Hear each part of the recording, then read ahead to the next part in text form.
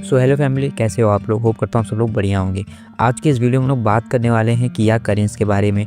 करेंस की base model premium petrol की क्या आपको प्राइसिंग पड़ेगी, minimum down payment, monthly EMI कब क्या पड़ेगी, पूरी फाइनेंस डिटेल रिव्यू होने वाली है। सो गाइस वीडियो को इन तक जरूर देखिएगा पूरी इन्फॉर्मेशन पाने के लिए। और भाई क्या इसकी बेस मॉडल की प्राइस है, टॉप मॉडल की क्या प्राइस है, हर एक बार डिटेल में करने वाले हैं।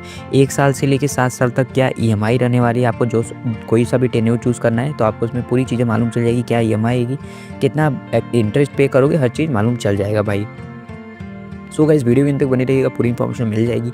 एंड चैनल पर नहीं तो इसको सब्सक्राइब करिएगा ऐसे ही कार से रिलेटेड फाइनेंस डिटेल रिव्यू हमेशा पाने के लिए।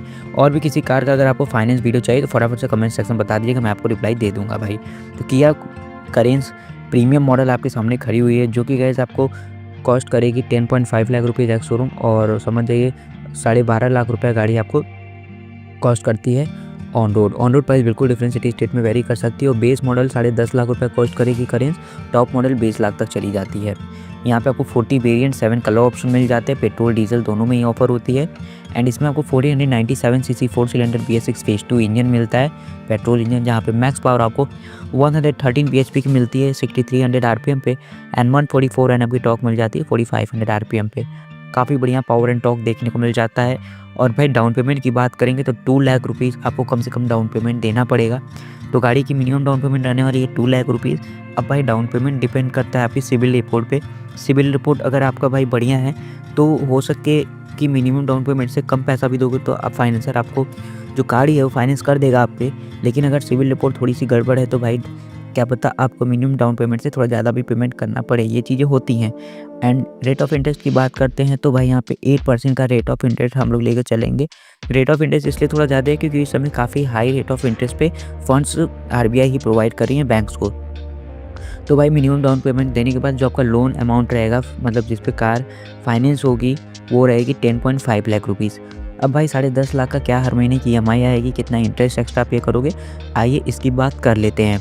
सो गाइस 2-3 चीज़ पहले मैं आपको बता दूँ वीडियो को स्टार्ट करने से पहले कि अगर आप फाइनेंस करा रहे हो तो आप कोशिश करिए कि जहाँ पे आपका बैंक है आप डायरेक्ट कोटेशन लेके कार की वहाँ से जाके लोन लीजिए, क्योंकि वहाँ पे आपको रेट ऑफ इंटरेस्ट कम मिल सकता है। और उसके बाद इसलिए कम मिल सकता है क्योंकि वहाँ पे जो कार के शोरूम पे आप जाते हो तो वहाँ पे जो फाइनेंसर बैठे होते हैं उनको कमीशन देना होता है डीलरशिप वालों को, तो वो आपके जेब से ही कमीशन जाता है।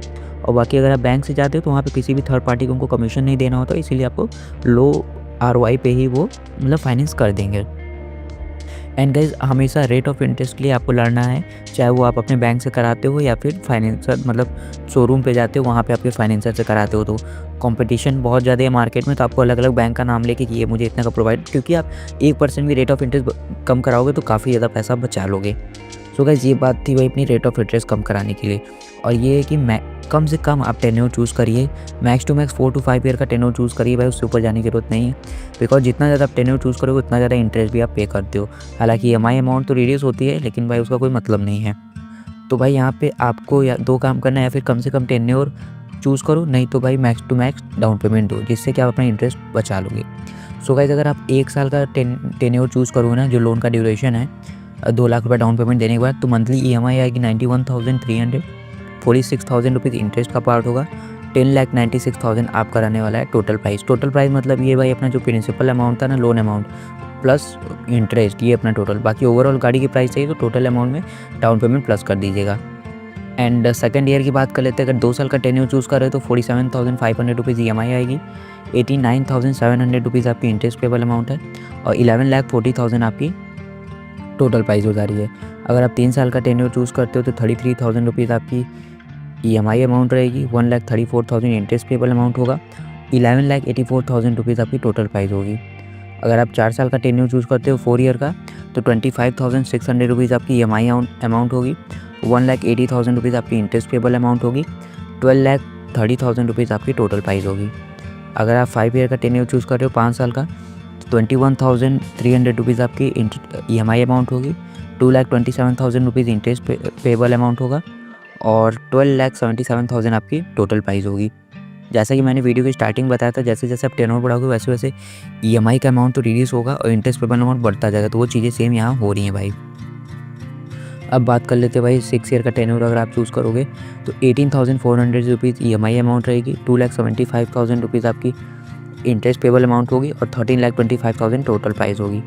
वहीं अगर आप 7 ईयर का टेन्योर चूज़ करते हो तो 16,300 रुपीज़ आपकी EMI होगी, 3,24,000 इंटरेस्ट पेबल अमाउंट होगा और 13,74,000 टोटल प्राइस होगा। तो गाइस किया करेंस लेने के लिए कम से कम डाउन पेमेंट 2 लाख देते हो तो उसमें मिनिमम EMI आएगी 16,300, maximum EMI 91,000, minimum interest payable amount रहेगा 46,000 and maximum interest payable amount होगा 3,24,000। आइए बात कर लेते हैं क्या क्या डॉक्यूमेंट नेसेसरी होते हैं कोई भी कार फाइनेंस अगर आप कराते हो तो। सबसे पहले आइडेंटिटी एंड एड्रेस प्रूफ चाहता है, जिसमें भाई आपको अपना आधार कार्ड, पासपोर्ट, ड्राइविंग लाइसेंस देना पड़ सकता है और पैन कार्ड, एंड उसके बाद भाई यूटिलिटी बिल में इलेक्ट्रिसिटी बिल, गैस कार्ड वगैरह दे सकते हो। उसके बाद आ जाता है भाई सोर्स ऑफ इनकम, आप एम्प्लॉय हो कि एम्प्लॉयर हो। एम्प्लॉय हो तो भाई सैलरी स्लिप देना होगा, अगर एम्प्लॉय मतलब बिजनेस करते हो तो भाई आपको ITR फाइल करते हो तो वो देना पड़ेगा। और जहाँ पे आप रह रहे हो उसका एड्रेस सेम नहीं है, परमानेंट मतलब ID से सेम नहीं है तो भाई वहाँ पे आपको रेंट एग्रीमेंट देना पड़ सकता है। जहाँ आप जॉब कर रहे हो उसकी ड्यूरेशन 3 महीने से कम है तो मे भी हर फाइनेंसर का अलग अलग टर्म्स एंड कंडीशन होते हैं, तो उनको लेटर ऑफ अपॉइंटमेंट भी देना पड़ सकता है। दोनों ही कैंडिडेट को 3 to 6 मंथ का बैंक स्टेटमेंट ज़रूरी है।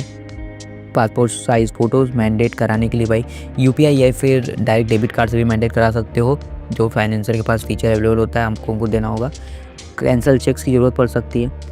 बाकी ये सारे डॉक्यूमेंट्स होते हैं, एक बार चेकलिस्ट जरूर ले लीजिए किसी भी फाइनेंसर से अगर आप कोई भी चीज़ें फाइनेंस करा रहे हो तो क्या क्या डॉक्यूमेंट्स चेकलिस्ट रहते हैं। बाकी गाइस ये था आपने किया करेंस की फाइनेंस डिटेल रिव्यू। मैंने प्राइसिंग, डाउन पेमेंट, हर एक साल, 1 साल, 2 साल, 3 साल लेके 7 साल तक का सभी मैं EMI बता दिया। सभी का मैं आपको भाई बता दिया हूँ क्या इंटरेस्ट पे करोगे, टोटल प्राइस भी बता दिया हूँ और ये भी मैंने बता दिया कि भाई आप कैसे अपना रेट ऑफ इंटरेस्ट बचा सकते हो। ठीक है, बाकी भाई मैक्स टू मैक्स यही कोशिश करो कि 4 to 5 ईयर का टेन्योर चूज़ करो तो उसमें आपका ज़्यादा इंटरेस्ट नहीं जाता है, जाता है इंटरेस्ट लेकिन इतना ज़्यादा नहीं जाता जितना 7 साल में जाता है भाई। बाकी ये था भाई अपनी किया करेंस प्रीमियम बेस मॉडल का फाइनेंस डिटेल रिव्यू। होप करता हूँ सभी लोग को वीडियो पसंद आई होगी। वीडियो अच्छी लगी इसको लाइक करना, चैनल पर नए उसको सब्सक्राइब करना। मिलता होगा नेक्स्ट वीडियो के साथ। Till then take care, bye bye.